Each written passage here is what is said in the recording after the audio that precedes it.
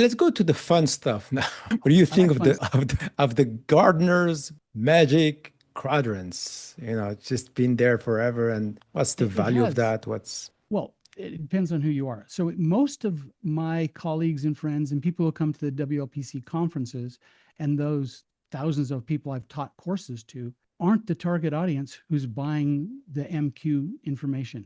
Those are high level, I mean, their target audience is not the practitioner. And yet sometimes the marketing people within these large vendors are proud. They want to share the world. This is where we showed up in the MQ.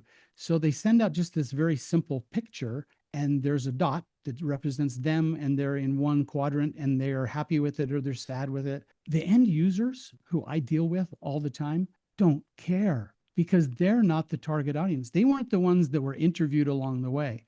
They see the world in a different standpoint. They're not who the analysts talk to. So the data they see sometimes feels disingenuous to what they see in their day to day life. And yet, there is, after I posted something on LinkedIn and got hundreds of thousands of people commenting and talking about it, I went and did some research. I read a couple of books. I read hundreds and hundreds of pages online of how the whole analyst community works. It is a business in and of itself. In fact, Gartner is bigger than most of the vendors they're trying to evaluate.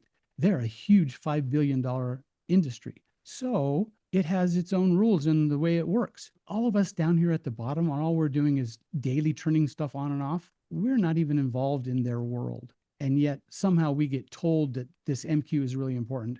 And it might not be important to us, but it's definitely important to people who are in that space.